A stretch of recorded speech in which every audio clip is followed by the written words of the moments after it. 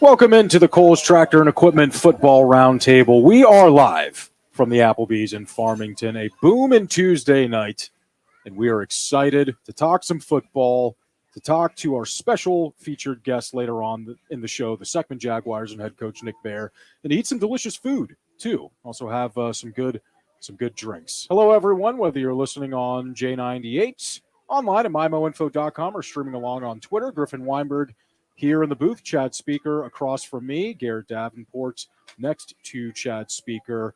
And fellas, I spent a lot of time today looking at the district standings because things are starting to get real. It's already over halfway through the season, which is a kind of crazy thing to think about, considering that we're only 5 games through, but we're closer and closer to the district playoffs, and we're starting to get a clearer picture of where some teams might be ended up, where some teams will be seated, although there are still a lot of unanswered questions. And we're going to have a couple of games this week that may give us a little more clarity on where the district standings are going to be. But this is an exciting time, I think, in the football season, because I'm starting to look ahead to the rest of the season, as opposed to some of the coaches. They'll take it a game-by-game approach.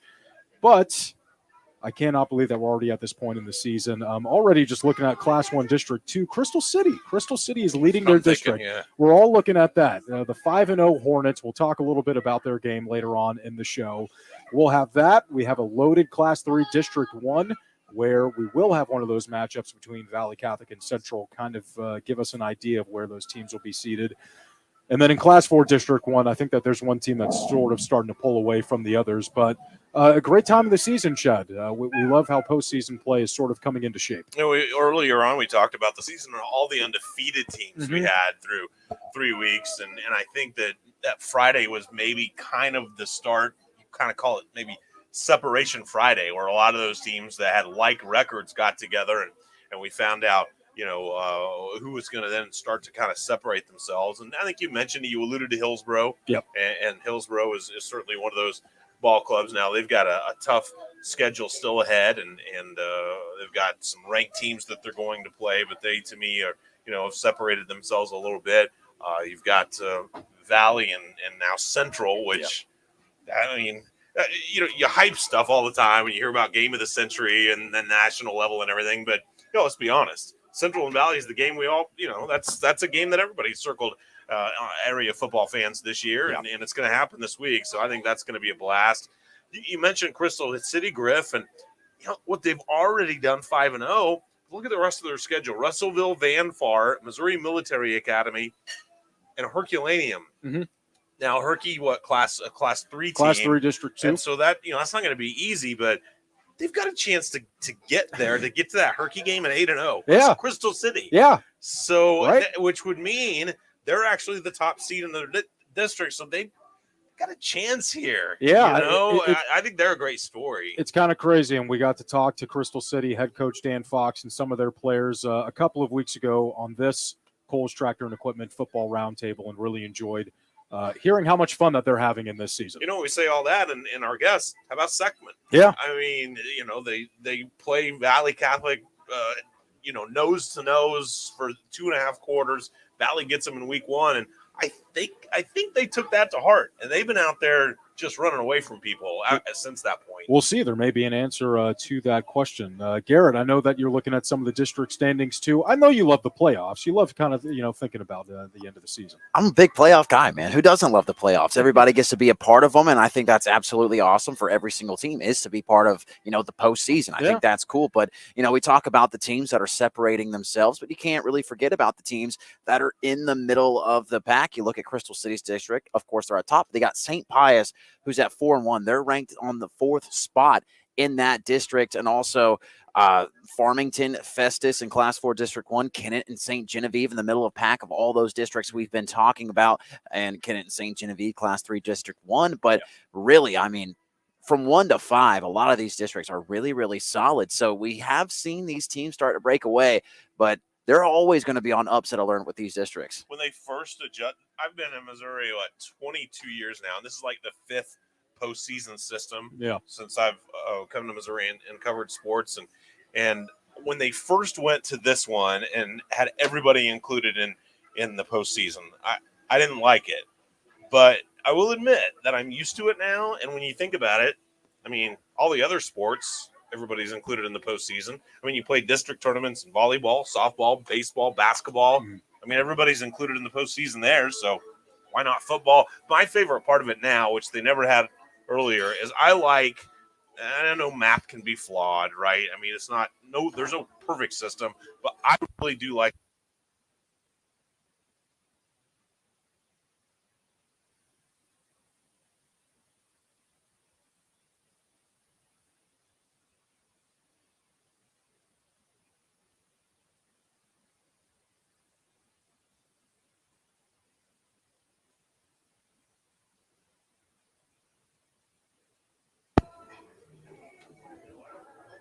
And I think we might be back.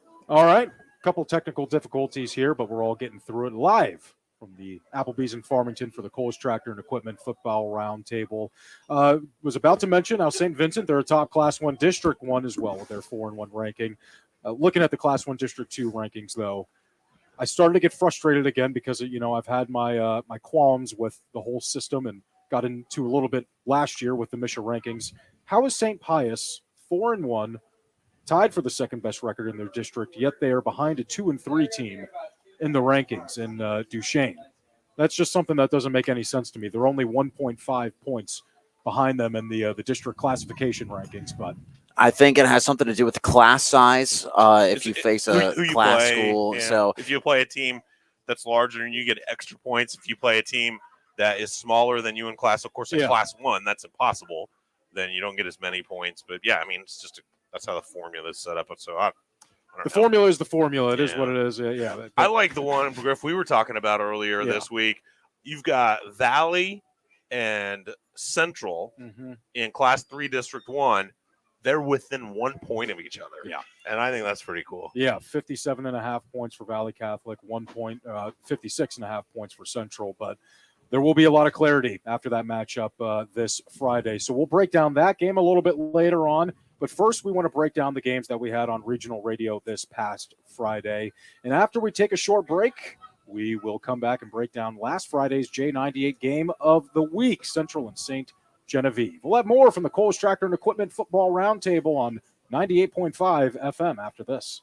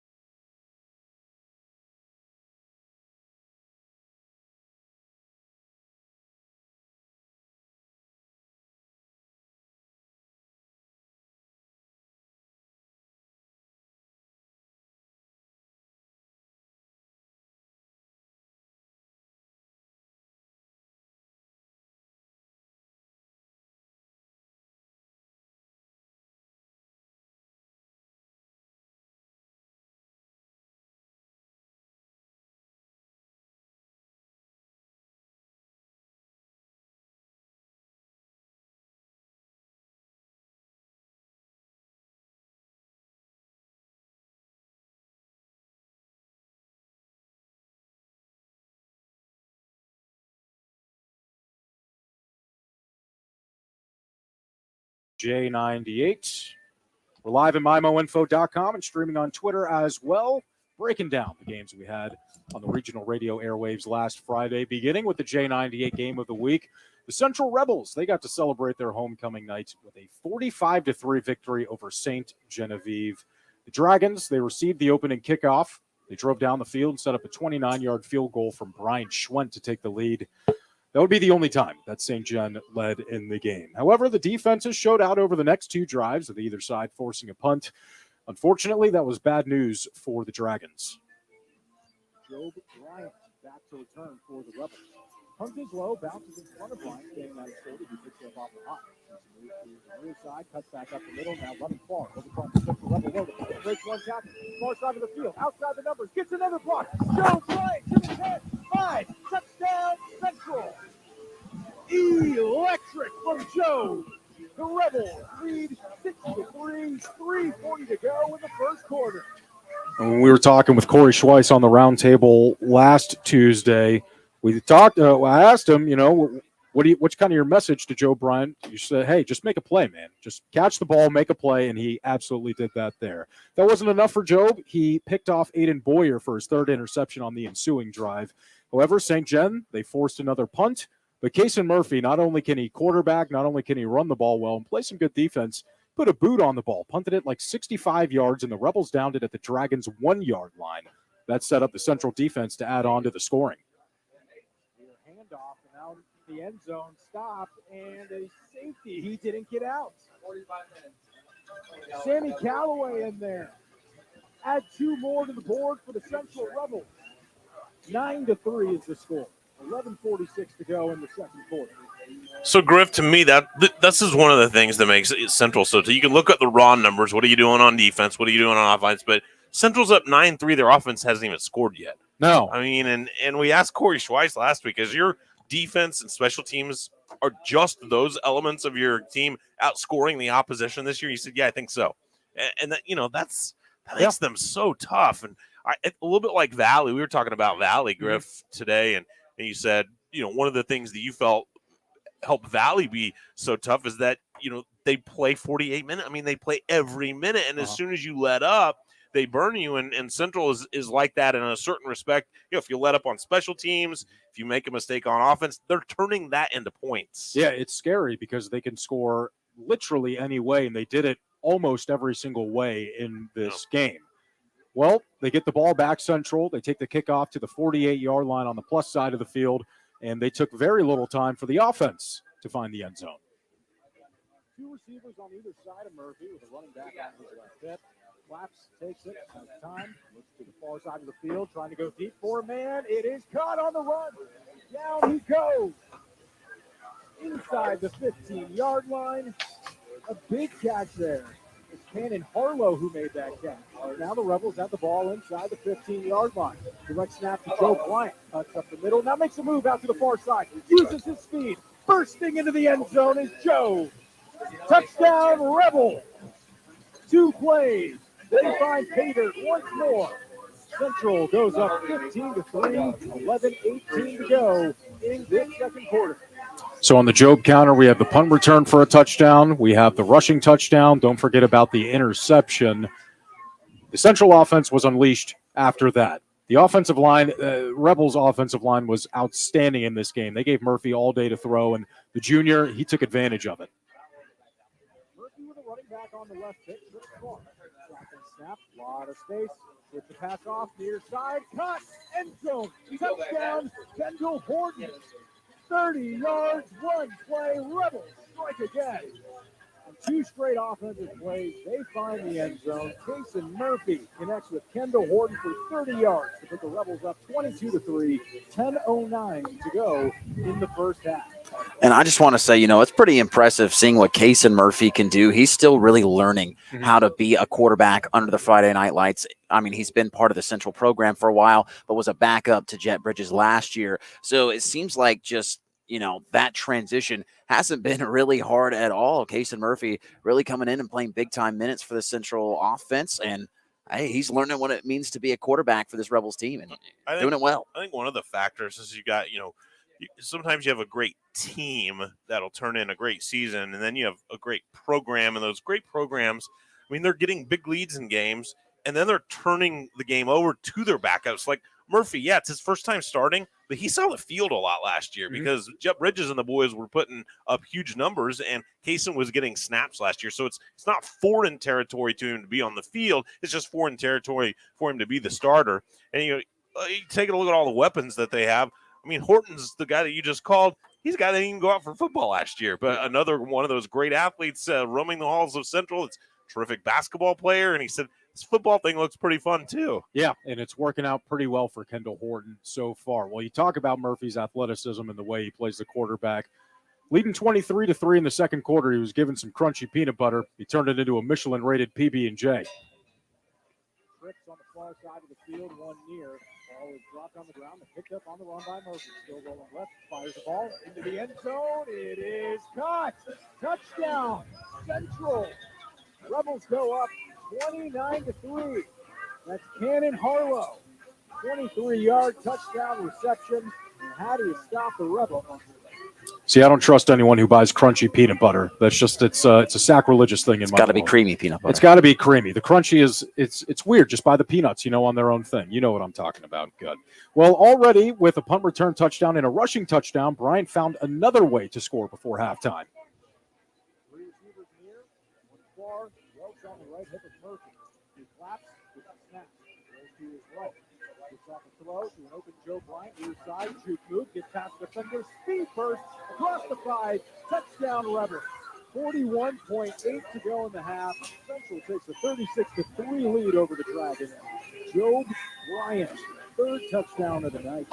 I mean, this Central offense is awesome, but it's also kind of just surprising that this happened to St. Genevieve. I mean, we look at the final score of this game, 45-3. I think that's a little surprising to us as well. We didn't really expect that. And for the rest of the season, I don't think this will indicate the type of season that St. Genevieve will have. They're missing a lot of players right now offensively as well. So, I mean, credits to Central, but St. Genevieve's missing a lot right now too. Yeah, and I think what it is Central. It was a really close game at first. We talked about it, 9-3, but then you score once, and then you immediately score on the next offensive play that you have.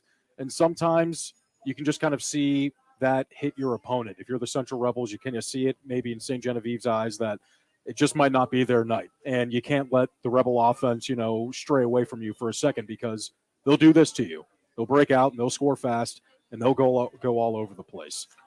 St. Gen drove on that first drive, right? Yeah. They went down the field. They looked like they were going to go in. They got down to the 4-yard line. 4-minute drive, yeah. First and goal at the 4. Yep. And then Central goes tackle for loss. Mm-hmm. Now you're looking at a 4th and goal from the 12. Yeah. And all of a sudden, I mean, you're thinking 6 and 7 points when you're on the drive as we're going down the field. And now you only get a field goal out of it. And then the Central defense they didn't allow very much of anything after that, did they? No, it wasn't really much. And for Central's first 2 offensive drives, there were a couple low snaps. They get away from the quarterback. That backs them up a few yards. And then St. Genevieve, they stopped them on a few plays. So it forces them to punt. It's one snap of the finger almost that kind of changed this whole game. I think the punt return touchdown was really the key to the whole changing of the game.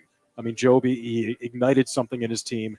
Homecoming for Central. You get the fans and everyone in the stands are going loud at you.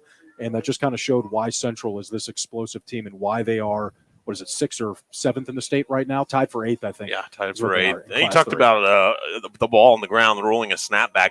But this is how it went for Central after that. Yeah. They literally fumbled the ball on the ground. Murphy picks it up and throws a touchdown. Yeah, that's what it was. I mean, they turned the crunchy peanut butter into Michelin-rated PB&J. Yeah, we'll trademark that one. So Bryant, second half, he ends up getting another receiving touchdown. Bryant finishes with 234 all-purpose yards and 4 touchdowns to go along with an interception. Didn't even mention the fumble recovery, too, that almost was returned for a touchdown, but the whistle was blown dead during the play. He also played a little quarterback, Joe, 2 for 2 for 5 yards. And then Murphy, 11 of 13, 204 yards and the 4 touchdowns. Central head coach Corey Schweiss, he tells us about the win. We just shot ourselves in the foot on the first 2 guys. Otherwise, I think we would have been all right. But, after that, we settled down and played really well. I thought Casey played phenomenal at the quarterback position. I thought the receivers played well. I thought our line protected You can't say anything about defense. I mean, they've been there at the beginning, gave up the 3 points, but then they got the pick and the safety right after that. Really got us going. We needed our defense to pick us up early, and they did that. Job was the Applebee's of Farmington player of the game. He told us on the roundtable last Tuesday that homecoming wouldn't be fun unless the Rebels won the football game. I think he had a pretty good night. It was fun. I mean, the student section was loud. We got everybody riled up. This is probably the best homecoming I had so far. Griff, I remember hearing Corey after the game on the interview, and I know that you were a little confused even during the game. It sounded like he picked off a pass, and there was kind of an inadvertent whistle that stopped the play. It was on a fumble recovery.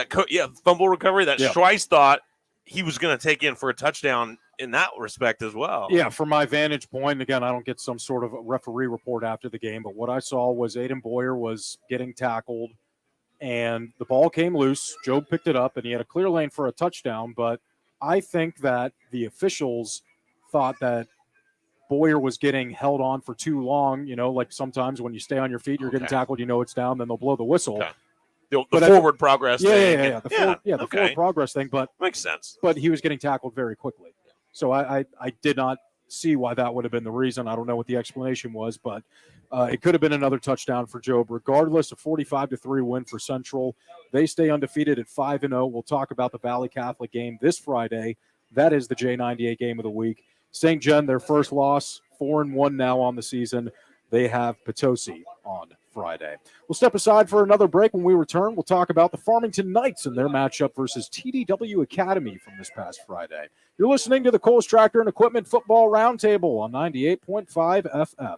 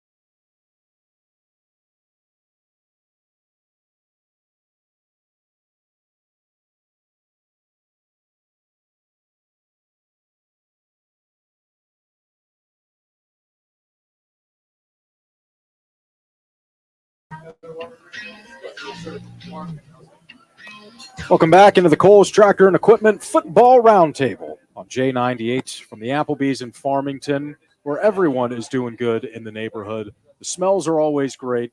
The drinks are always flowing. Got your Berry Mountain Dew. Got my Berry Mountain Dew, Your brother. third one? Yep, I'm kind of a fiend, but it's okay. Oh, it means that they're doing It's something good. right here. It's good stuff, man. Yeah, you got to come out if you're listening right now to the Applebee's in Farmington. Get yourself a Berry Mountain Dew, whatever the specific name of it is called, or the Tuesday special. Mountain Dew Dark Berry Bash or a Mucho Bahama Mama. I've been wanting to say that for a while. I finally get my opportunity. I'm going to take it. Good. That's all yours. And you were on the call for an interesting game. Farmington Knights on KREI. They defeated TDW Prep Academy, the Jaguars, 43-0 at Sumner High School in St. Louis. The Knights, they scored every time they touched the ball in the first half, and Connor Rice, he reached the end zone first for the Knights in this one. In the red zone for the first time are the Knights. Here's the snap. Dry's going to keep it, flip it out to Connor Rice, and he is going to go in untouched for the first Farmington touchdown of the ball game, 6-0. The score. That was just a beautiful play by Brett Dry, and reading the defense, seeing the defender show up to his face, and just a good pitch out to Connor Rice. Folks, I want to give you a little inside baseball, and we don't talk about this during the broadcast because, quite honestly, the listener doesn't care what the broadcaster has to go through. Mm-hmm. They just want to listen to the game and have it sound good. And Garrett and Terry did an exceptional job in this game. So we obviously travel with equipment. We have to hook it up. We want it to sound as good as we can. We have headsets and mixers and things like that, and all has to work together. Well, Garrett shows up at the football field after we tried to contact TDW Prep Academy however many times. All week Mm-hmm. long. And there is no power in the entire facility. So Garrett can't plug in any of his equipment. He has no power. Garrett and Terry literally called this game on a cell phone with no mics and no head because there was no power. And that makes it difficult because we're taking notes, we're taking stats and drive charts, and we do a lot of research, and we have to look down at our notes and different things. Mm-hmm. But when you're holding a cell phone and have to concentrate on that, makes it hard to call. And Garrett and Terry did a good job. Teams are not the only ones that have to overcome a little adversity sometimes. Exactly. But Garrett and Terry did a great job. And the scoreboard was off, too, so I had to keep the score in my head. I'm surprised that I got it as accurate as I could. I don't know if I could count that high, but I was able to do it. But this is a game that Farmington did schedule. TDW called them. So Farmington said, hey, we got an opening in our schedule. We want to play. We don't want to take a week off. And, well, they got a lot of reps in this one.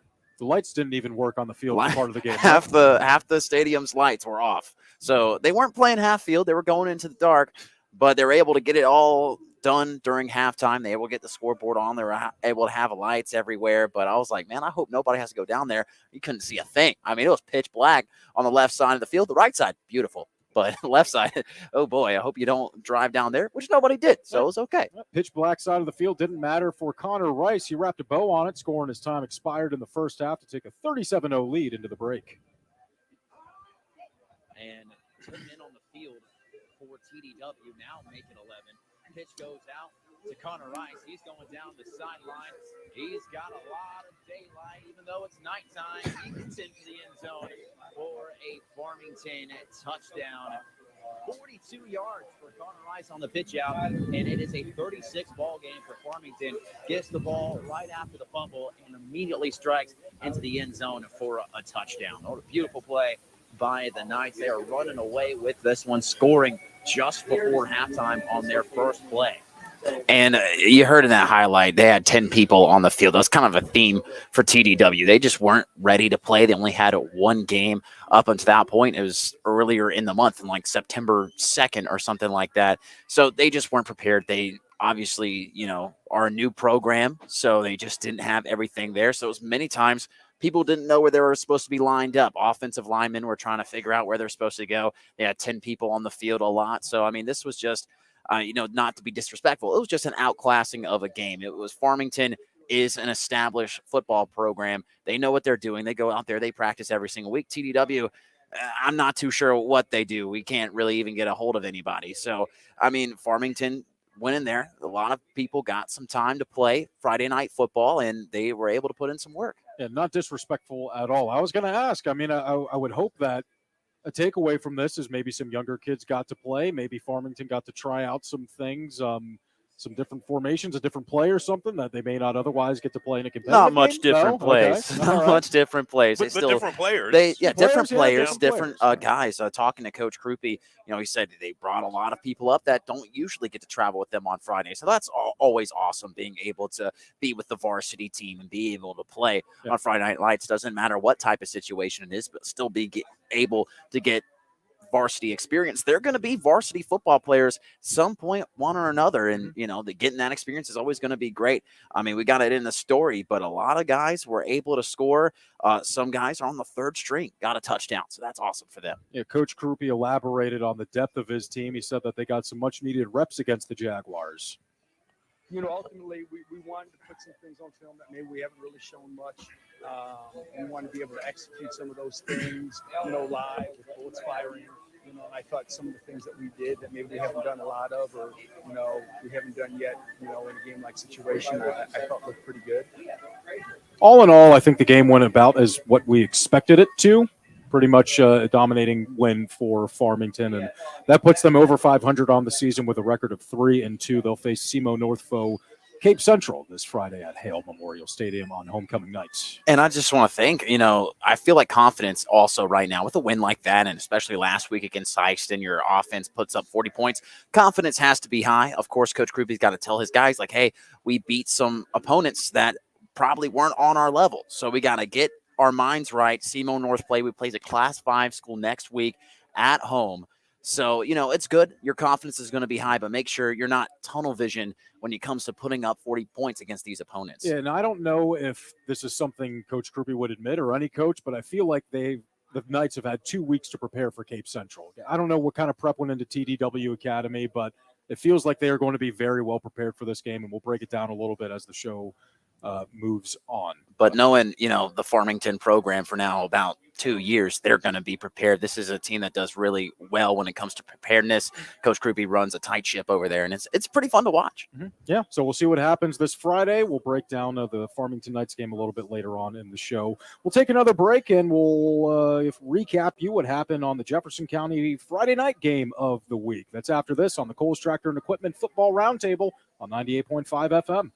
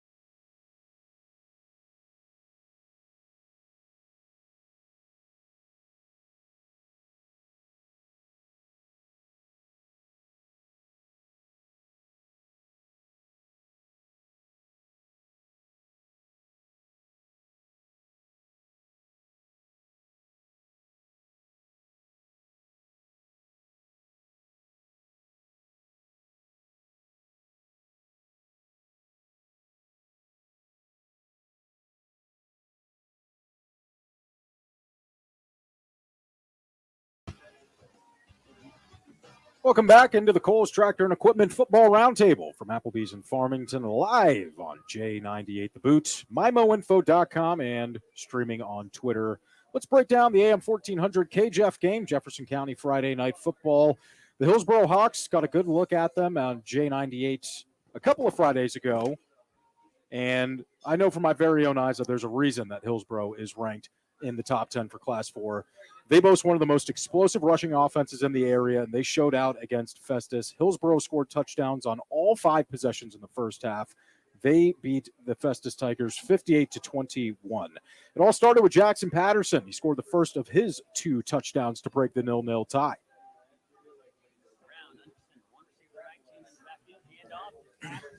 Pushing forward, pushing Tiger Kyle. Hillsboro says it in, and so does the referee. Touchdown, Jackson Patterson. Opening drive of the game. As Jackson Patterson puts the Hawks on the board, a 4-yard run, and Festus breaks out on top with an opening drive touchdown by Jackson Patterson. We know what Patterson can do. He brings the power. And Austin Romaine brings a little more of it. Brown hands it off, this time to Romaine. He jumps over one tackle, breaks another tackle to the outside, but touchdown, Austin Romaine. A great run for the seniors headed to Kansas State next year. Broke one tackle, jumped over another would-be tackler, and hops into the scoreboard in Hillsboro. Takes a 13-0 lead, 11:24 into the second quarter. This guy's a guy that's going to be playing for a team next year that just beat Oklahoma. Yeah. How impressive is Playing he? defense for that team, too. Linebacker, be linebacker. Yeah. He probably won't jump into the starting lineup as a freshman. You know, it's rare to do that, but yeah, he'll be right there, man. I know. It's crazy to think. I mean, yeah, Kansas State, they've been, all over national television this year with some close games and even beating up on the Missouri Tigers a few weeks ago. Missouri, hammered Missouri. He's an exciting kid to watch. Great offensive and defensive player. And while him and Patterson, they're 2 of the guys that you really talk about when it comes to the Hillsboro running game, their sophomore quarterback, he can take off. One tackle, he is off to the races, gets one block at the 20, the 15, 10, 5, touchdown. Preston Brown, first play of the drive, he takes it 65 yards for a Hillsboro score and puts them up 3 scores. Wowie, wow. Wowie, wow is right. I mean, this is just a crazy rushing attack for Hillsboro. And I think really what's the difference this year is that guy under center, Preston Brown. And Griffin, you got to, be able to see Hillsboro earlier this season. I just want to know from your perspective, how much this offense for Hillsboro changes with Preston Brown under center. Well, he brings just another piece of the rushing game. I know a few weeks ago they had 5 guys that were over 100 yards. 3 that were over 200 yards rushing, including Preston Brown. Then Romaine was leading the pack. And these 3 guys, Brown, Romaine, and Patterson, they combined for 398 yards and 7 of the Hawks' 8 touchdowns in this game. You can do whatever you want to try and stop Austin Romaine. You won't. You can do whatever you want to try and stop Jackson Patterson. You probably won't. But then you still have to worry about Preston Brown. To think that this kid has only started his 5th game at quarterback for the Class 4 Hillsboro Hawks, who are ranked in the top 10 in the state in Class 4, and he's still getting better. It's the same thing with Kason Murphy. We talked about it earlier in the show. They're starting to get their starters reps, and there's a lot of improvement that they can make. It's a good comparison. Preston Brown, he's not much of a thrower. They don't throw the ball much, but he's averaging 14 or 15 yards per completion. So they're working in the passing game really well, sort of a lot like a quarterback that we're going to talk to shortly on. From the Seckman Jaguars and Cole Rubel. But this is just such a dangerous Hillsboro team, man. They can do so much. They run the heck out of the ball, and when you can factor in some big passing plays, that'll throw some teams off, and it's really hard to stop. And I think just another dynamic for his Hillsboro offense is you look at some other teams around the area. It's like, hey, we know this guy's good, but we're going to make somebody else beat us. You can't really do that with Hillsboro because there's somebody else can also beat you. We talked about those 3 guys. They all can do it. They all can rush for 200 yards and 2 touchdowns. It's kind of pick your poison it's going to be hard as a defensive coordinator to scheme up against this team because they got 3 guys that can just get loose in the backfield. Well, and I didn't even mention Cohen Linder or Peyton Brown, too. Peyton, the older brother of Preston Brown, tremendous runners. They're over that 100-yard, maybe even 200 yards now on the season. I'd have to check the stats, but we're talking about it. Let's let head coach Bill Saharsky give praise to his entire offense.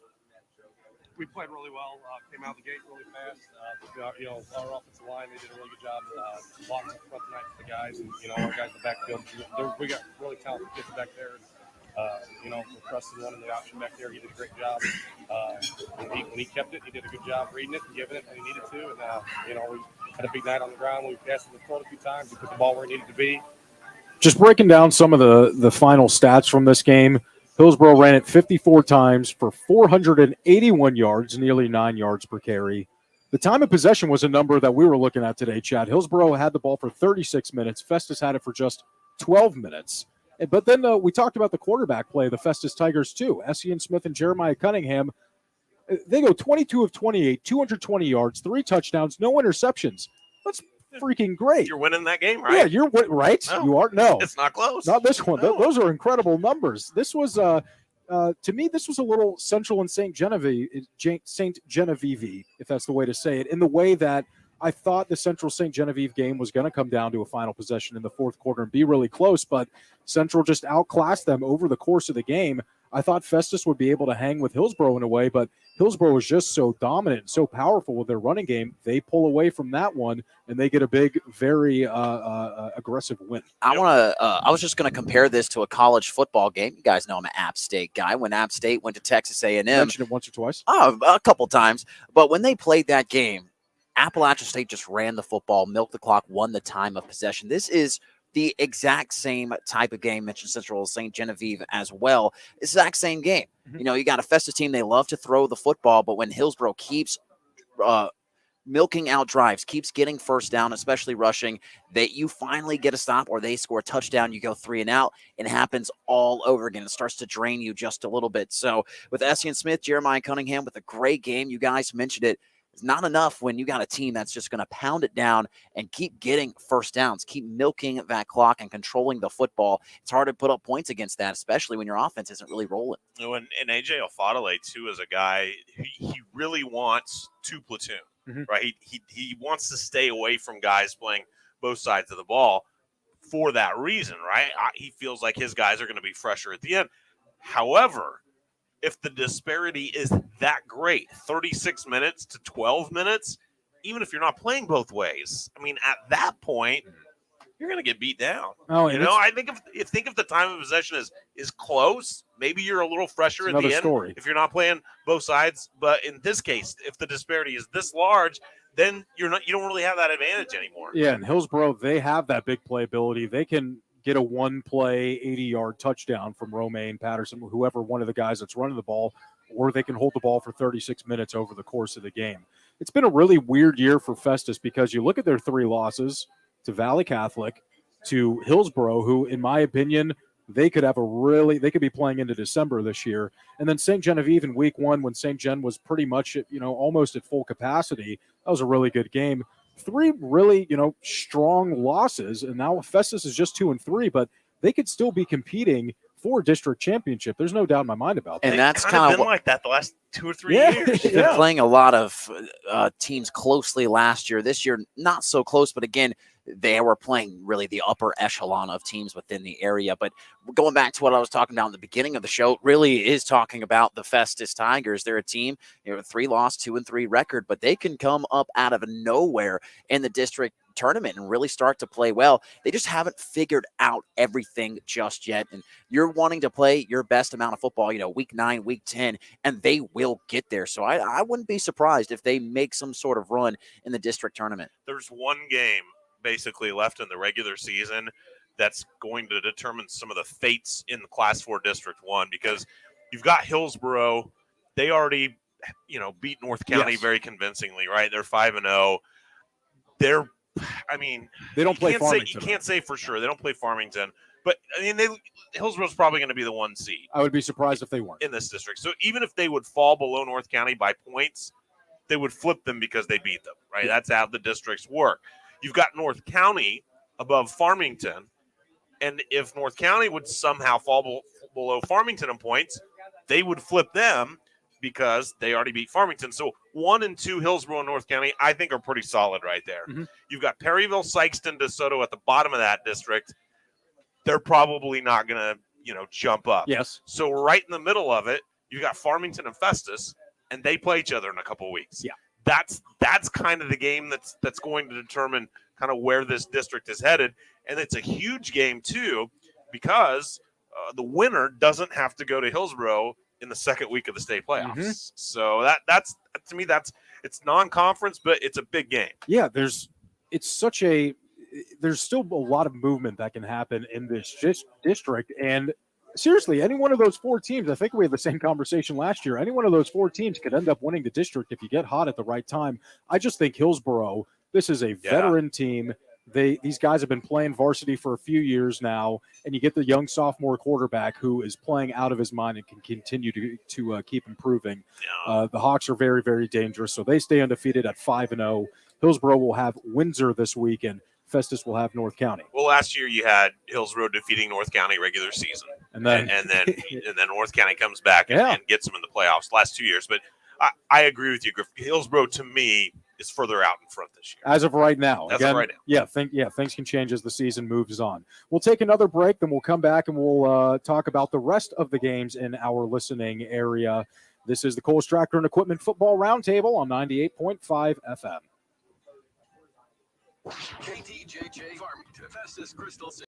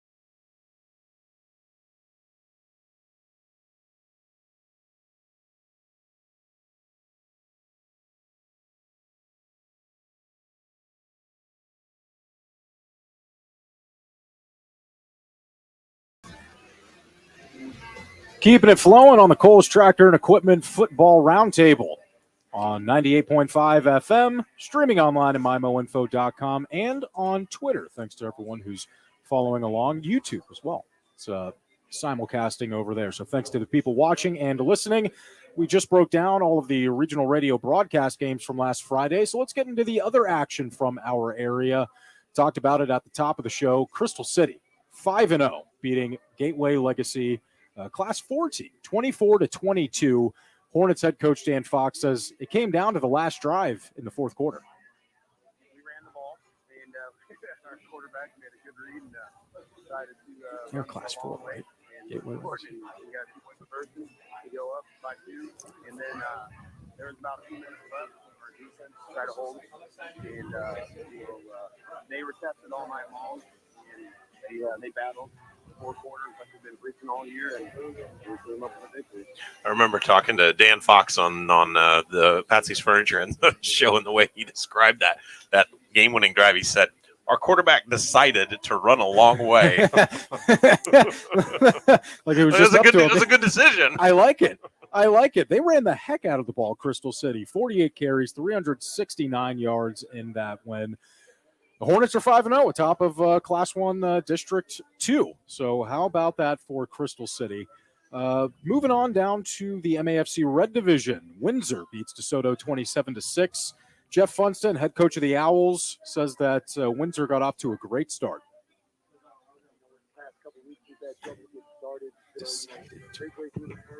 I followed that. I'm like, Coach, did you say?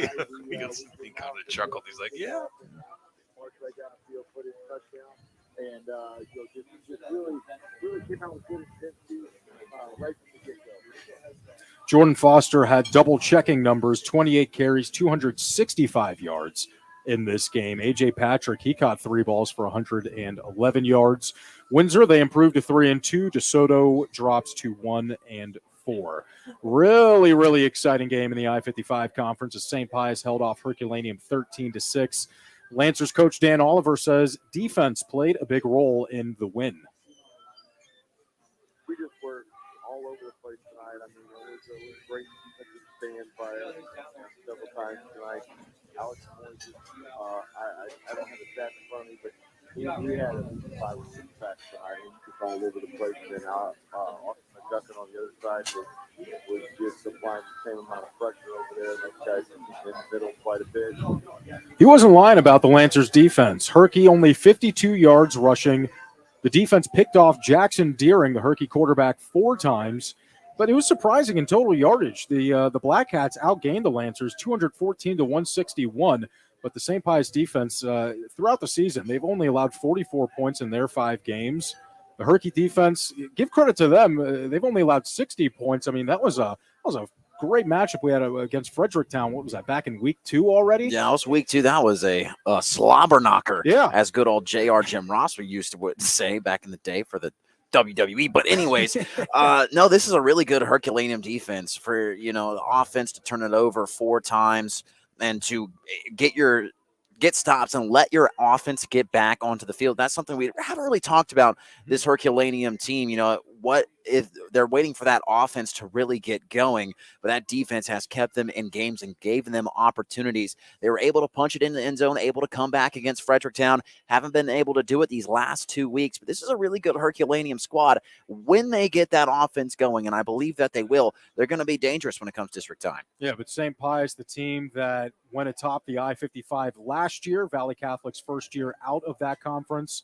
St. Pius won it last year. Now the Lancers have won 4 in a row to get to a 4-1 record. Herky, they dropped their 2nd straight game. They are 3-2. Staying in the I-55, Perryville beats Grandview 50-21. Perryville head coach Brent Roth said that after losing the first 3 games of the season, it felt good to win 2 in a row. This week we were able to throw the ball a little bit. I think a lot of it was a little bit on me trying to get guys. Guys have been playing hard all year. The line's been blocking really well, and I think the offense, the team itself might have been hampering them a little bit. So we're trying to get everything worked out. We're trying to make it work for our athletes and put them in the right positions to make big plays. And the last thing we were able to do that. And Perryville, after scoring just 14 points in the first 3 weeks of the season, 90 total over the last 2 games. They're getting some offensive success. We'll shout out Grandview's side. Austin Blankenship, 3 receiving touchdowns from Jacob Walker. Good game for Nash Moore. But it's now 2 straight wins for Perryville. They are 2-3, and Grandview drops to 2-3. Valley Catholic and St. Vincent, an old-time rivalry. The Warriors, though, they were a little too much for the St. Vincent Indians. 67-7 is the final score. Judd Nagger, head coach of Valley Catholic, he talks about the win. We played hard again, and kids have had enough during week practice again. Those are the, probably two most important things. And, usually if you do those things, good things happen on a Friday night. But, made a few silly mistakes, but, some of it was because they got a pretty nice quarterback and pretty good wide receivers as well. We've talked about St. Vincent and how improved that team is and the stout that they are of Class 1. I think they dropped down to 9th, maybe 10th in the Class 1 state rankings. Yeah. Valley Catholic is just Valley Catholic. I think that's what you chalk that game sort of up to. They're going to hit you hard, and they're going to use their rushing game to really jump ahead of you. And it showed out. 30 carries for 404 yards, 7 rushing touchdowns for Valley in the game. St. Vincent rushing game, negative 39 yards. So it's a tough Valley Catholic defense. The Warriors are 5-0. First loss for St. Vincent, they dropped to 4-1. Staying with an MAFC White Divisional game, Potosi beats Fredericktown 34-7. Dylan Wyrick of the Trojans says his team threw the ball well. Our offensive line really stepped up. We switched some guys around and made some guys different places. That definitely helped us be more balanced offensively and helped us move the ball on the ground a little bit better than we do the past few weeks. And then defensively, our defense really stepped up. We had 3 interceptions, 2 freshmen players for us, which was awesome. Those were our first 3 interceptions of the season, so that was great. Good game for Blake Coleman through the air, 217 yardage total, 4 touchdowns, and a rushing touchdown in there too. Luke Brabham and Gavin Portell, they collected a majority of the yards and all 4 touchdowns. Potosi, they're 2-3 now. Fredericktown 1-4. Jefferson, they beat Bayless 42-6. Blue Jays head coach Matt Atley was asked what the key was to getting this week's win. We really just need to get back and focus on ourselves and everything outside. We have so much talent on this team, but I think once we kind of get to the point we focus on ourselves and we continue trusting the process, the team's really going to take off. I don't think we're quite there yet. So it was nice to see us get out there and kind of show good for that tonight. Big game for Sean Ussery, carried it 21 times, 291 yards and 4 touchdowns, 10 tackles defensively too, Chad. Sean was one of the guys that was a nominee this week for our Applebee's of Farmington Athlete of the Week. And I want coaches to know that all these athletes you guys send in, I mean, what great weeks. And we can only honor one person a week. That's kind of how it works. And we went with Abby Robbins for Farmington softball this week. And you can go online and see that story. Allie Robbins. Allie, Yes. yeah, and see that story and listen to sports. But Sean Ussery was one that was nominated and right there with Robbins as well. Joe Bryant, another one that had a great week. I mean, it's fun to honor these student athletes every week, and we only get to pick one athlete of the week. But we'll say, hey, Sean, great week. Joe Bryant, great week. I mean, Preston Brown, Hillsborough nominated. It's fun to honor these athletes that just turn in these fantastic performances. Yep, not an easy thing to do. You always got to choose one, but what a game for Sean Ussery as the Blue Jays move to 2-3. North County, a very fun game against Battle. The Raiders win 48-44. North County was down 14-0 in the first quarter. 2 Job Smith rushing touchdowns in the span of 90 seconds before the first ended were part of a 21 unanswered points by the Raiders. North County, they never trailed in the game again. Battle, they scored with 1:23 to go in the game. Penalty on the kickoff gave the Raiders the ball to kneel it down. North County improves to 4-1. Big games there for Job Smith and Zane Huff. I don't know what this – maybe you guys know. Maybe it means nothing. Maybe it means something, but just an observation that North County – just has huge swings in a lot of their games this year. They were up 3 scores against Farmington in week number 1. Mm-hmm. Farmington actually scores. Looks like they're going to tie it up. A penalty brought it back. They're up. They're 1 yard away from being up 28-0 on the road at St. Clair. Lost the lead in that one, but then came back and won it. Mm-hmm. This time Battle gets the lead, and North County comes storming back. It's got to be a fun team to watch. I mean, with all that stuff going on, I don't know if it means anything or not, but got to be fun games to watch anyway. Well, I'm going to go ahead and tell you guys, this was my big winner of the week, was the North County Raiders. This team seems to have faced adversity a lot, and they have responded to that adversity. They rally behind their team. They got a lot of great talent on that North County Raider squad. We talked a little bit about Hillsborough, Farmington, Festus, but your defending district champs are right here, and they're only going to get stronger when they get to the end of the season. And hey, you got one of those guys. You talked about athletes of the week. We can talk about our dream team, maybe, just throwing it out there. You got a guy in Job Smith, could be our player of the year. I'm not saying he is, but could be. So this is a really good North County team, and to have faced adversity so early on to the season, I know they're going to want to have Hillsboro again. This is a really good North County squad, I'm telling you guys. And as long as you brought it up, we've got another one of those guys. Could be, not going to say like you, Yeah. our player there. Could be. Cole Rubel will be joining us here in just a few minutes. It's going to be a fun battle. Be a candidate too, right? It's going to be a fun battle for that Dream Team Player of the Year, I'll tell you that. A lot of great candidates out there. One more game to go over. Northwest, they fall to Marquette 41-0. The Lions are 0-5, struggling so far this season, looking for their first victory. We'll bring on the Seckman Jaguars here very shortly, but Garrett mentioned his big winner, North County. Chad, I don't know if there was any one team as of right now that was sort of popping out in your head, but I'll go ahead and say that I think St. Pius, coming out of a very close game against Herculaneum, that is a tough victory. Again, the Herculaneum defense is phenomenal this year, but St. Pius defense, they are not giving up a lot of points. They jumped out in front of the I-55 last year, and it felt like it was sort of up for grabs in a way this year, just like it was last year. But I think St. Pius, with that victory, that's going to put them, sort of ahead of everyone. Now, St. Vincent's in there too. Can't forget about the Indians, and that's going to be a really fun game. I think that's 2 weeks from now. We're going to have that one on KJF.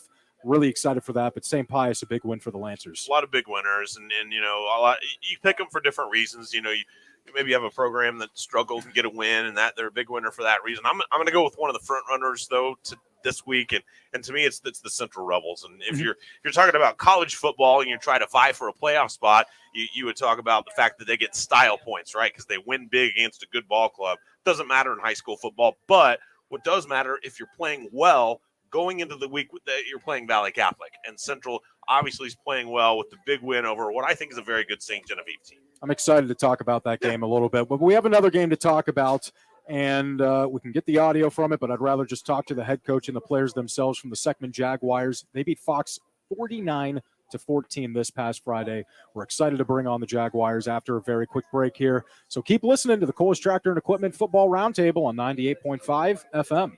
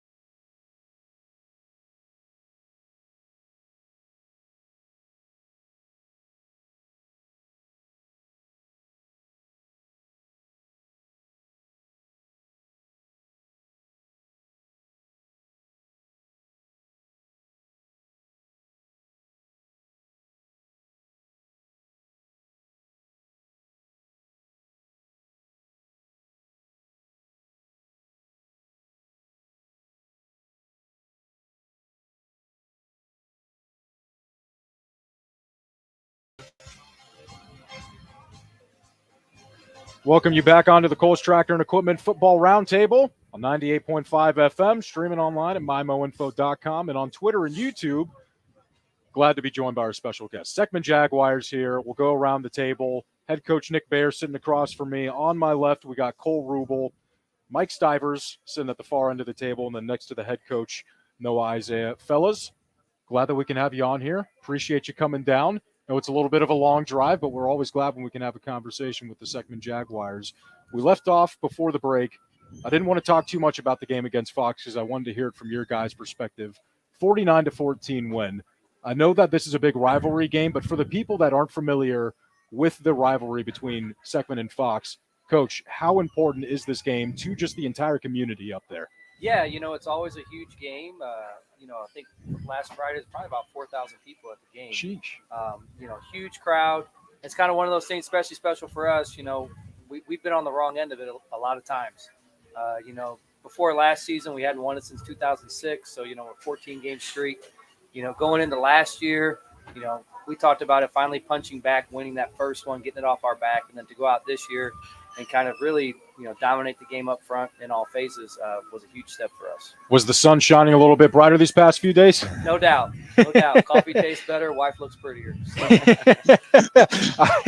I love that. You said the same thing last year. You talk about it this year too. Cole, when you guys win that game last year, coming into the game against Fox this year, is there a little bit more of a confidence, I guess, with the team, knowing that you guys finally got past that last year, losing 14 straight times, getting the win? Oh, yeah, no doubt. I feel like we definitely worked a little bit harder in the weight room this year for it, and we just wanted to leave no doubt. Beating them 49-7.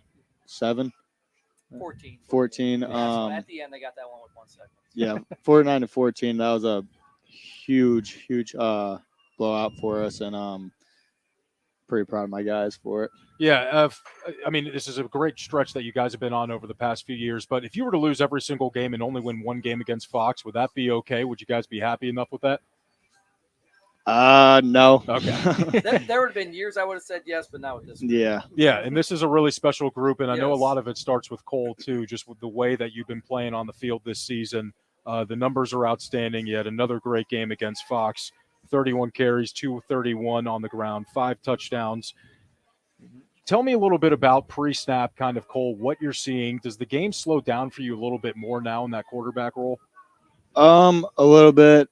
I kind of just think to myself, trust my blockers, trust my O-line, and usually works out for me. So Noah and Mike, you guys O-linemen, are you blocking him?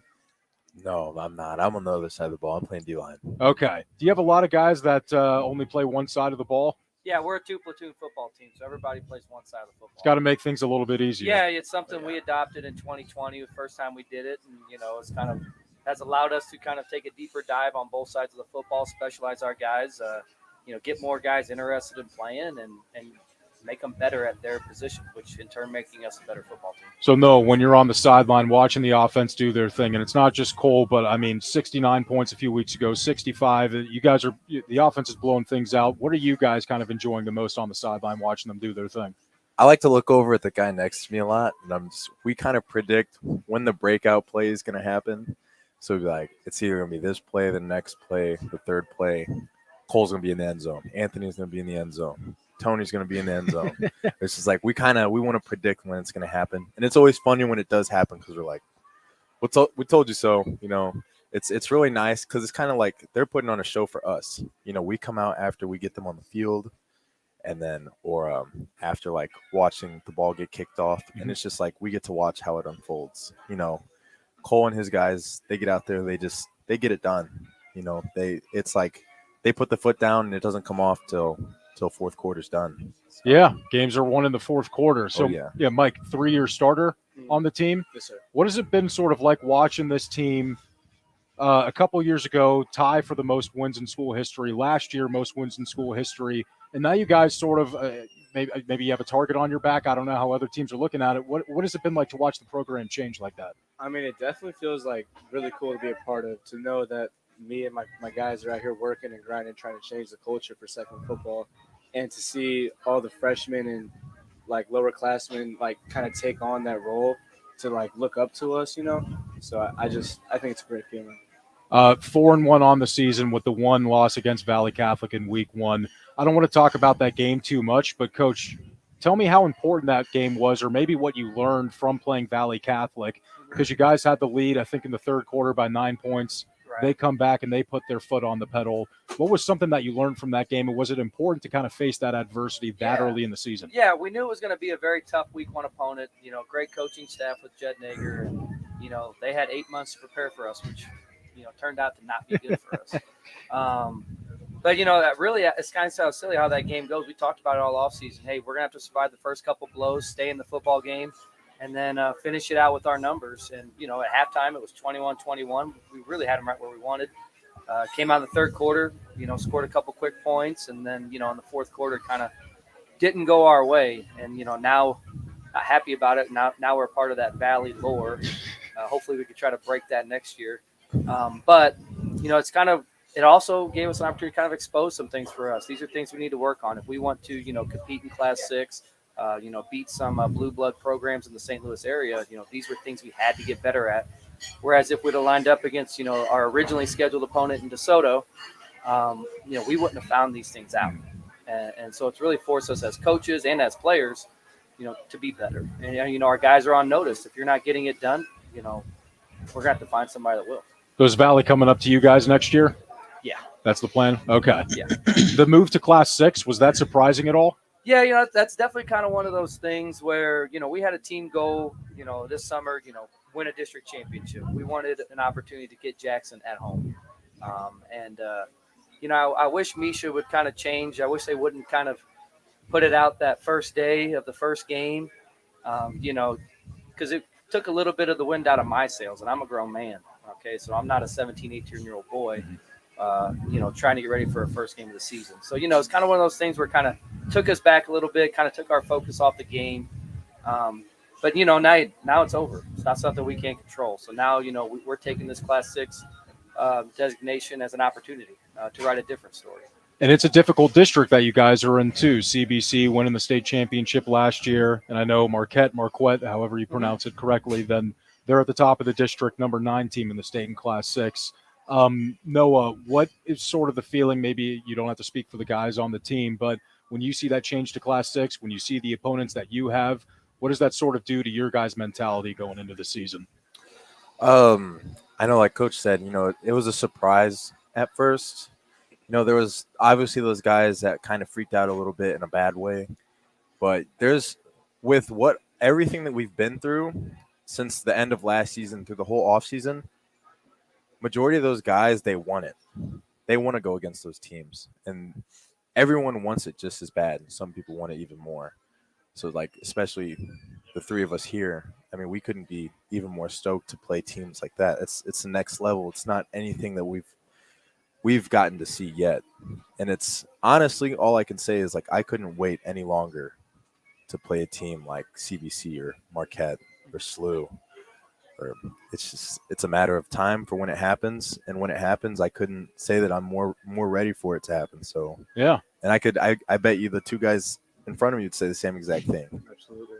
Feelings mutual? Oh, yeah. Yeah, right now we're kind of staring down the barrel of a week 1 matchup against SLU. SLU or Lindbergh, I believe most likely if we take care of our business and everybody else does, we're playing SLU, which is a private school in St. Louis, very top-notch, plays a tough schedule. We'll welcome them. We'll bring them down to Imperial, different side of the planet for those boys. So, give them our best, and then hopefully, like you said, hey, CBC's on the radar, and it's a team that we're looking to play and prepare for. You guys aren't scared of anything. You guys welcome the challenge. I can easily tell that from you guys. You're playing like it too, like you're not phased that anything's really getting by you. Offensively, I know that we know about your running numbers, Cole. The passing, though, has been very impressive. You improved last year, and it's getting a lot better this year, too. I think just 18 completions on the season, but they're all going for big plays, and it's working well. How has the passing game complemented the running game in this offense, if you can break it down for us? It definitely opens up opportunities for us to create a big hole for, a run. But passing to Tony and getting him out into space definitely opens up a lot of things. Eli Wingo opens up his run. It's really it definitely complements the run game. just opening up plays and all that. Yeah, the offense is definitely humming, but on the defensive side of the ball too. After the Valley Catholic game, 6 points, 6 points, 7 points, and then 14 points give it up. But I guess 7 against Fox. That was at the very end of the game. Yeah, first team defense since Valley has only given up to 6 points since, and that was Friday night against Fox on a big counter play. One misread here or there, especially when you're playing a triple option team. That's going to happen. Going back to our passing game too, that's something that we continue to work on, continue to develop. We have a wide receiver in Anthony Westervelt that I said I'll take up against anybody in the county. You go up and get the ball, and hey, some teams choose to send one guy out there to cover him. Well, then we throw him the football. Some teams we've had put 3 guys out there, empty the box out, so we run the football. So it's really given us a definite new dimension to our offense, things we can do that we didn't have in 2020 when I think we completed 7 passes for 120 yards all season. It was 12. Was it 12? It was Okay, 12 sorry. Keeping the receipts. It's all right. It's all right. Yeah, keeping the receipts. Room for improvement. Always, always. So, yeah, on the defensive side of the ball, Mike, linebacker, defensive line? Yeah, Linebacker, okay. What really is the strength of this defense? Why are you guys not giving up so many points? A very general question. Honestly, it's everyone. Everyone's solid at every single position. We all click together. We all make our assignments and reads right, and we all just fit together perfectly. So I couldn't say there's a single person who really is a leader or the hero of the defense. Like we all do our own jobs. Yeah. We all get together The team chemistry is definitely there. Oh yeah, for sure. I could just tell just by sitting and just talking to you guys, I can understand that you're all on the same page with each other. I got to mention Westervelt. That's an awesome last name. I think that's great. Yeah. So I got to throw that one in there. Who are some of the other guys on the defensive side of the ball besides you two, that have been making plays? If there is anyone, that you would want to give a shout out on the show. I mean, I would say Dominic Medeiros. He stepped up in the defensive tackle position last year, and ever since then he's been showing that he can fill the holes and make the tackles that no one else really can. Mm-hmm. So he's looked down on. He's not the biggest guy. So you look at him, especially as from the perspective of another offensive lineman. You probably look at Dom. He's not the biggest guy. He's 5'7", maybe 175, 180 pounds, and you think I got this. But Dom is just one of those. He's real twitchy. He's real explosive. He's got those God-given genetics, and along with those genetics, he was kind of gifted a mindset where it's like you can't beat me even if you wanted to. And the only way that you get him to stop thinking that is if you do beat him. Which I mean, we haven't really faced a game where Dom's really gotten shut out by anybody. That's kind of the mindset for the whole defense too. The big thing for the defense this year. I mean, I moved here as a sophomore, and it felt like everyone had a brain for their own. And I look at it now, and it's kind of like we're all the same person.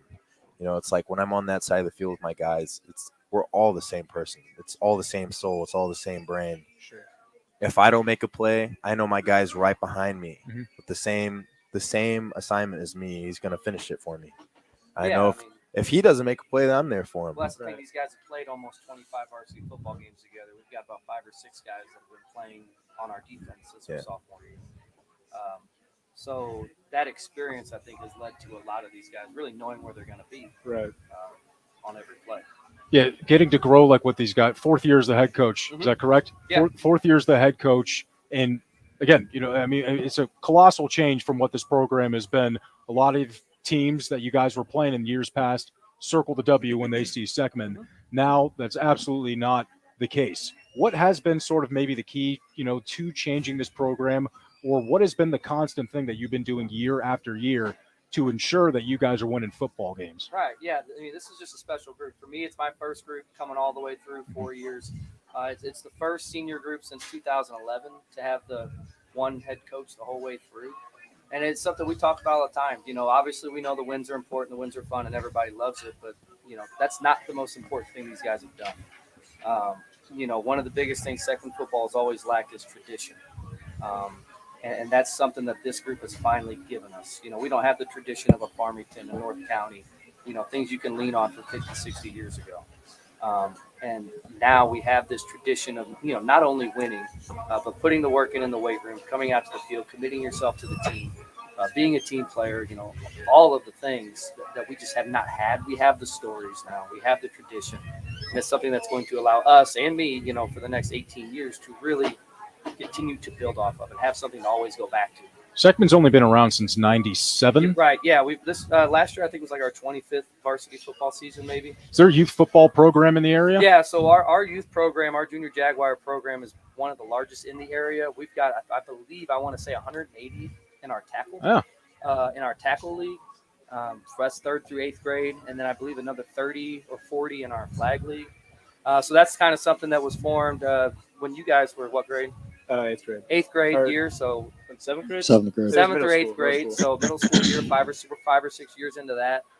So those guys feeding us players, and then us picking them out in the hallways, and kind of kids growing up want to be Seckman football players.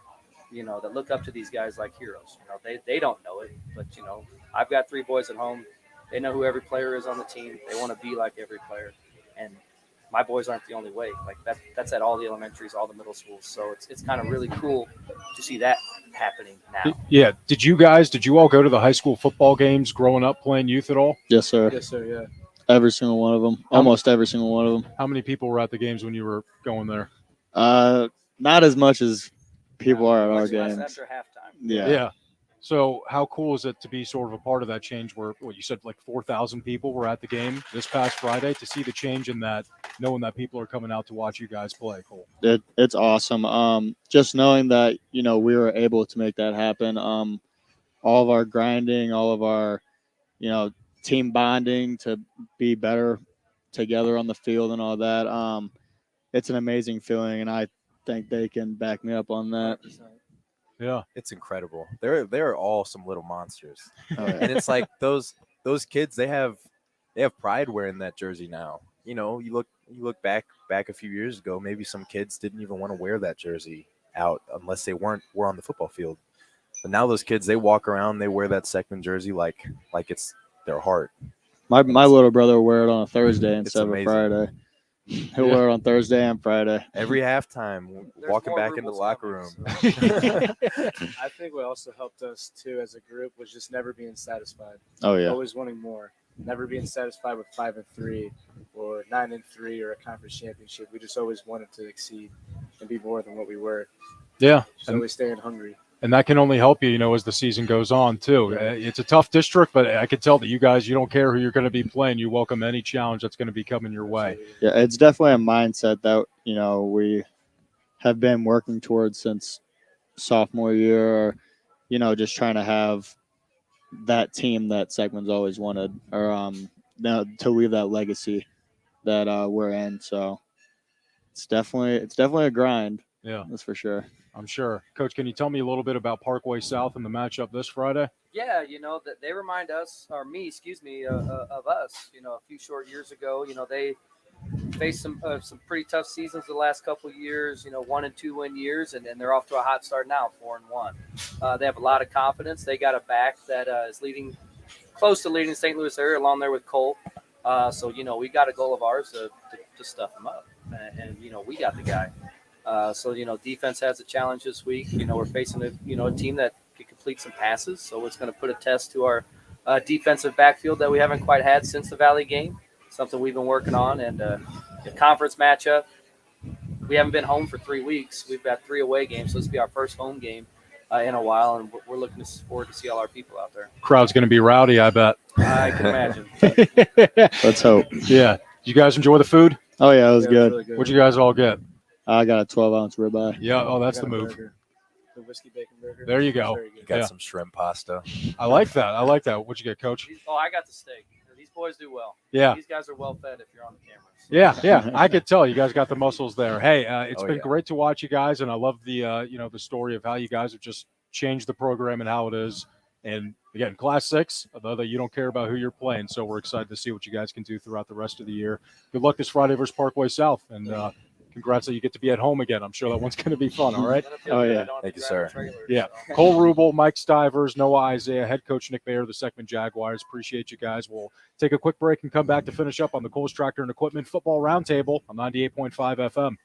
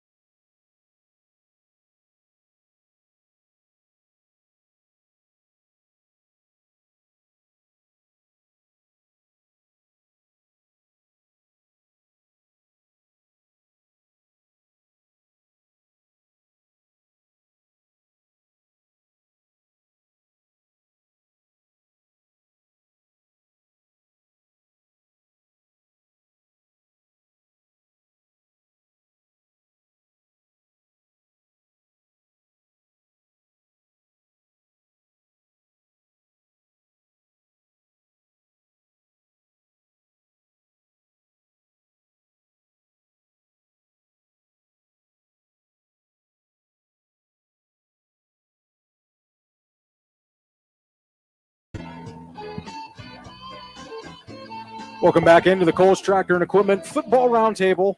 J98, mymoinfo.com on Twitter and YouTube. Awesome conversation we had with Seckman, Nick Bayer, the head coach, joining us, and the guys from the team. Really cool stuff. I mean, they're having a great year, and they're going to keep continuing on and move from Class 5 to Class 6 coming up this season. They got a tough matchup with Parkway South, but they'll be back at home for the first time in 3 weeks. So that's one game that's happening this Friday. Let's break down the rest of the schedule real quick. I guess we could say Mizzou, it was an ugly loss that they had to Auburn. Could have won it in regulation, should have won it in overtime, but whoever the running back was, he fumbled the ball when he had the game-winning touchdown. And they just don't give Luther Burden the football. They got to start. They got to start giving him the football. I don't get that at all. You know, I think he had one punt return for like 2 yards, so makes no sense. I know a lot about Drinkwitz, and he's just a head scratcher. Yeah, you sometimes. Do. Yeah, Mizzou drops to 2-2 on the season. They got number 1 Georgia this Saturday. Well, that's what makes it like even tougher if you're a Mizzou fan, right? Is that you got Georgia coming in. That was a winnable game. This might not be a winnable game. Yep, in Georgia, they kept Kent State a little bit too close this past Saturday. I think Kirby Smart is really getting on the guys in practice this week. There's a 6:30 kickoff, 4:30 pregame for the Mizzou-Georgia game. You can listen to that on AM 800 KREI and AM 1400 KJEF. The rest of the regional radio schedule for this week, Potosi is at St. Genevieve. DeSoto is at Fredericktown, the Black Hats homecoming game. Hillsboro is at Windsor. Grandview is at Herculaneum. Perryville at Jefferson. St. Pius is at Cuba. Fox is at Poplar Bluff. Northwest still looking for their first win at Oakville. And then Crystal City, undefeated, going against Russellville, also undefeated.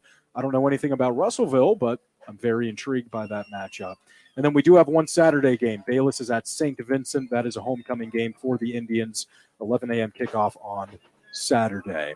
For the broadcast games on AM 1400 KJEF, North County at Festus. We talked a lot about Class 4 District 1 earlier in this show. North County and Festus, the way that those two teams kind of match up with each other. They've had some good games in the past. Tommy Self is going to be on the call for this one on AM 1400 KJEF. Again, we already kind of broke it down a little bit. I don't know if there's anything else that you guys have to add in terms of this game. I think the only thing that I would kind of note is that, you know, we talked a little bit about how North County has played so many games, had these huge swings in them. Yeah. Festus is kind of a team like that too. So this one, you know, if you're tuning into this one and somebody's up 2 or 3 touchdowns, it's not over. No. You know, this could go a lot of different ways. Yeah, I would strongly recommend you listen to this one on AM 1400 KJEF on Friday. Again, Tommy Self with the call. On AM 800 KREI, the Farmington Knights, their homecoming game, they host Cape Central, SEMO North matchup. Again, I think Farmington's been prepping for this game for a couple of weeks now. I don't know if that's a fact or not. That's just coming from me. But Cape Central, I don't know a lot about them, Chad. What do you know about the Tigers right now? 2-3. So you know they're not beating people's doors off. But Eric Kirby said this is the best team that Cape has had, you know, over the last 4 years. So they're a team that's better. They're a program that at once used to be, you know, really good among the state's elite. They would go to the semifinals. They would go to the title game. They haven't been that program in a while, but they're back on the rise. So it's a game that, I think Farmington feels good. You know, they're coming off a couple of wins here, and they feel like if they play well, you know, it's a game they should compete in, maybe win. But if they don't, Cape Central's a team that could come up and bite them. Cape's got a quarterback that's in his 3rd year of starting, and I always think when you have a quarterback that's in his 3rd year of starting, it makes you a little dangerous because it's a guy that's seen a lot of the situations. Maybe a guy that can rise to the occasion a little bit. Young Farmington team. It's a young Farmington team. And then for Cape, they've got and I call him an athlete. I mean, he's their starting running back, but Zaire Thomas has rushed for almost 400 yards, and he has caught balls for almost 350. So I call him an athlete because they're not just going to put him in the I formation and hand him the ball. He's a little bitty dude, 5'6", maybe Whoa. on stilts, but can really scoot. One of those water bug guys that can also catch the ball and do danger in the open field. So he's a guy that Farmington will have to bottle up in this one. And I just want to add just real quickly that we were talking a little bit off air with Farmington's schedule. They had not so competitive games. I think really the rest of their schedule, they're going to have some competitive games. Cape Central, Poplar Bluff, Festus Central as well, going to be very good competition for them. So you get those two easy wins. Now you get really into your harder part of the schedule. So it should be big for them, heading into district time. The J98 game of the week, we'll mention Chad will be on the call for the Farmington Knights game on KREI. That game is at Hale Memorial Stadium. J98 game of the week, a highly anticipated game, something that not only us, but a lot of people around the area have been wanting to see for years now. The Central Rebels at 5-0, heading to Father John Dempsey Field to take on the 5-0 Valley Catholic Warriors. The last time these two teams played was in 2007. And now they will meet once again as two of the top teams in the state in Class 3. I'm excited for this because Garrett alluded to it. Central is coming in with a lot of confidence after their win against St. Genevieve. They're going to be playing with a lot of fire. Valley Catholic is Valley Catholic. We talk about it every week. They run it down your throat. You kind of forget sometimes about Chase Fowler because he's not asked to do too much when the team has a big lead. Tremendous defense that gave up negative 36 rushing yards to St. Vincent this past Friday. A clashing of styles of some sorts because Central, they don't run the ball as well as a lot of other teams in the area. Joe Bryant, he can carry it, but he's not necessarily a running back. An athlete like the Cape Central kid, he'll do a little bit of everything. They might be able to air it out a little bit, but this is going to be a physical game. And I think that the first few possessions of this game is really going to tell us what the next maybe 3 quarters are going to be like. I don't really know where to go with this one. I think that Valley Catholic, they should, be the team that's talked about like, hey, they should win this game. But Central, they've been one of the top teams in the state over the past decade or so too, Chad. Valley number 3 in the state, Central number 8 in the state. And this is going to be one of the premier matchups in the state during the regular season. For me, Griff, for Valley Catholic, it's about limiting mistakes. They don't make a lot, right? So stay on that track. And for Central, it's try to force a few mistakes and capitalize because for Central, as we talked about, they'll score on special teams. They'll score on defense. If Valley doesn't make any, I think that if Valley feels like, hey, if we can line up on offense, line up on defense, feel pretty good about it. For Central, I'm sure they feel the same way. But in my opinion, capitalize maybe a little bit outside of the plan to try to swing it one way or another. And for Central, it's kind of like when you talk to Nick Bear in the Seckman Jaguars, keep it within striking distance. Hopefully you can have, a 7-point game when it comes into halftime. You're really hoping for that with this game. But of course, Seckman kept it within striking distance. So look what happened to them. That's true. That's a fair point. That goes on to the mantra of playing fourth quarters. Yeah. When you're playing teams like Valley Catholic, you got to be able to play that fourth. That's where the game is won. Yeah, you're right about that. You can't let them, score whatever, how many points it is in the fourth quarter. But this is a really good Central team as well. This is just going to be a heavyweight fight. You're going to see this on pay-per-view, brother. But no, this is really going to be a good one. You need to tune into J98. Yeah, I talked with Corey Schweiss earlier today, got sort of his insights about the game. He's excited for it. Valley Catholic alum. He hasn't been there. I think he's watched a couple of games. He was telling me when Central wasn't playing on a Friday night, maybe they were playing on a Saturday, but he's excited to go back there. I know that the kids on Central, they've been calling for this game for a while. I think the Valley Catholic kids, they've wanted this game for a while too, as two of the top teams in the area. There's so much to talk about here, but we've already gone past our time, so we won't go too far into it. I did want to give you guys the chance. Was there any other game on the schedule this week that you wanted to mention? I know DeSoto Fredericktown, that's kind of an exciting game. A couple of 1-4 teams, homecoming for Fredericktown. Who's making progress? Yeah, right on that one. That was one of the ones that I was looking at because the winner can feel like we're making progress. The loser of that one, it's hard.